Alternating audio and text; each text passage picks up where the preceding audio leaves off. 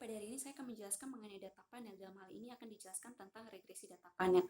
Nah, data panel ini merupakan gabungan dari data cross-section dan data time series, di mana untuk unit cross-section yang sama akan diukur pada waktu yang berbeda, atau dengan kata lain, data panel ini merupakan data dari beberapa individu yang sama, ini yang akan diamati dalam kurun waktu tertentu.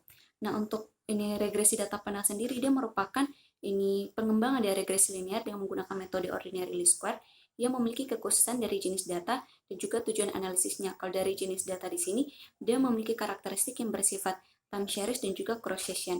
Sedangkan untuk tujuan analisisnya, di sini dia melihat ini adanya perbedaan karakteristik antar individu dalam beberapa periode pada objek penelitian. Nah, untuk persamaan ini data panel sendiri, karena dia merupakan gabungan daripada cross-section dan juga time series, maka persamaannya yaitu YIT sama dengan alpha tambah beta 1 X1 IT tambah beta 2 X2 IT tambah dengan EIT. Nah, untuk regresi data panel di sini dia berbeda daripada regresi biasanya karena dia harus melalui beberapa tahapan. Itu tahapan pertamanya adalah penentuan model estimasi. Nah, untuk ini model regresi dengan menggunakan data panel di sini dia dilakukan dengan menggunakan 3 pendekatan. Itu yang pertama adalah model common effect. Nah, teknik ini paling sederhana dilakukan untuk mengestimasi data panel, yaitu dengan mengkombinasikan ini data time series dan juga data cross section ini menjadi satu kesatuan tanpa melihat adanya perbedaan individu dan waktu. Yang kedua adalah model fixed effect. Nah, teknik ini dia akan mengestimasi data panel dengan menggunakan variabel dummy untuk menangkap adanya perbedaan intercept. Model ini dia mengasumsikan adanya perbedaan intercept antar individu, namun slope-nya ini tetap atau sama antar individu dan antar waktu. Yang ketiga adalah model ini random effect. Nah, model ini akan mengestimasi data panel di mana variabel gangguan mungkin akan saling berhubungan antar individu dan antar waktu. Perbedaan antar individu dan antar waktu ini akan diakomodasi ini lewat error. Tahapan selanjutnya adalah melakukan penentuan teknik atau metode estimasi yang digunakan. Nah, ketiga model yang tadi disebutkan ini dapat digunakan dalam penelitian tergantung daripada kondisi atau keadaan penelitian. Nah, dilakukan 3 uji untuk menentukan apakah ini model mana yang paling tepat untuk digunakan, yaitu yang pertama adalah uji Cho. Uji Cho ini adalah pengujian yang dilakukan menentukan apakah model fixed effect atau model common effect yang paling tepat digunakan untuk mengestimasi data panel.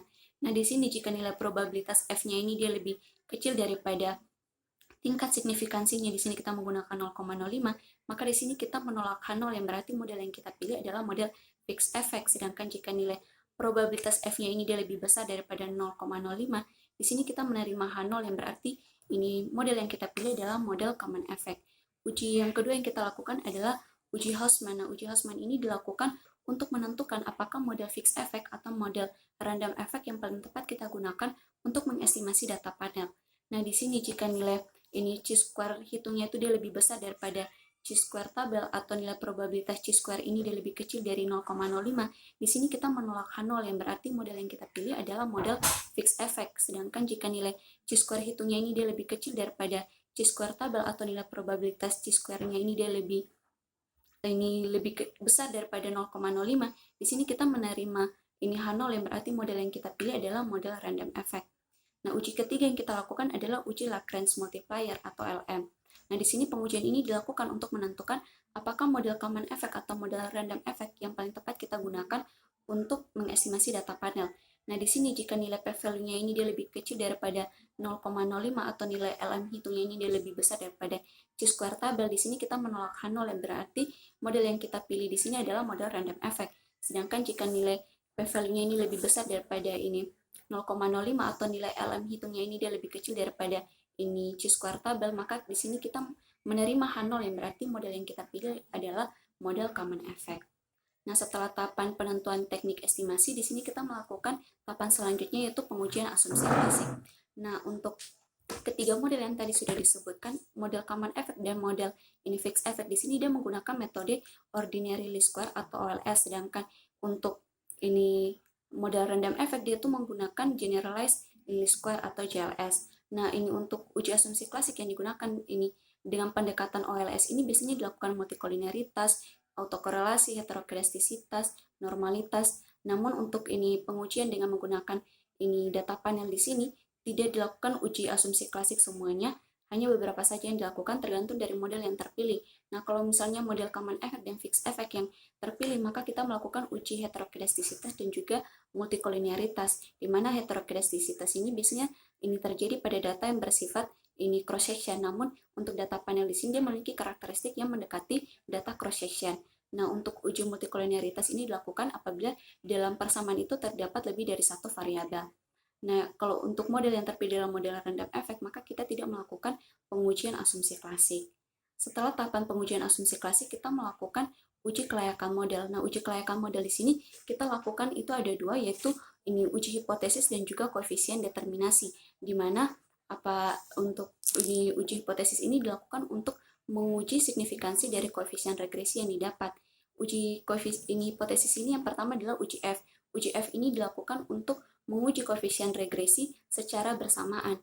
Nah, di sini jika nilai F hitungnya ini dia lebih besar daripada F tabel atau nilai probabilitas F statistiknya ini dia lebih kecil daripada 0,05, di sini kita menolak H0 yang berarti variabel bebas ini secara bersamaan atau simultan berpengaruh terhadap variabel terikat. Sedangkan jika nilai F hitungnya ini dia lebih kecil daripada F tabel atau nilai probabilitas F statistiknya ini dia lebih besar daripada 0,05, maka di sini kita menerima H0 yang berarti variabel bebas secara simultan ini dia tidak berpengaruh terhadap variabel terikat. Uji kedua yang kita lakukan adalah uji T. Nah, uji T ini dilakukan untuk menguji koefisien regresi secara individu. Nah, di sini jika nilai T hitungnya ini dia lebih besar daripada T tabel atau probabilitas T statistiknya ini dia lebih kecil dari 0,05, di sini kita menolak H0 yang berarti bahwa variabel bebas ini dia berpengaruh di dalam model terhadap variabel terikat. Sedangkan jika nilai T hitungnya ini lebih kecil daripada ini T tabel atau nilai probabilitas daripada T statistiknya ini dia lebih besar daripada 0,05, di sini kita menerima H0 yang berarti bahwa variabel bebas ini dia berpengaruh terhadap variabel terikat. Nah, setelah kita uji hipotesis, kita melakukan uji terhadap koefisien determinasi, di mana nilai daripada koefisien determinasi ini dia mencerminkan variasi dari variabel terikat yang dapat diterangkan oleh variabel bebas. Di sini suatu model dikatakan baik apabila nilai R kuadratnya ini dia mendekati 1. Sebaliknya jika nilai R kuadrat ini dia mendekati 0, maka kita dapat mengatakan bahwa model ini kurang baik. Dengan demikian, baik buruknya suatu model ini ditentukan dari nilai R kuadrat antara 0 dan 1. Setelah kita melakukan tahapan uji kelayakan model, tahapan terakhir yang kita lakukan adalah interpretasi. Nah, interpretasi ini dilakukan terhadap koefisien regresi yang didapat. Nah, ini meliputi besaran dan juga tanda. Nah, kalau untuk besaran di sini dia menunjukkan nilai koefisien pada persamaan. Nah, untuk tanda di sini dia menunjukkan arah hubungan, di mana bisa bersifat positif maupun negatif. Nah, jika arahnya positif berarti terdapat hubungan yang searah, yang artinya apabila terjadi peningkatan nilai ini variabel bebas akan berdampak terhadap peningkatan nilai variabel terikat. Sedangkan jika arahnya negatif, ini artinya bahwa sini ada terjadi hubungan yang berlawanan arah, yang apabila terjadi peningkatan nilai terhadap variabel ini bebas akan berdampak terhadap penurunan nilai pada variabel terikat. Demikian presentasi saya tentang data panel.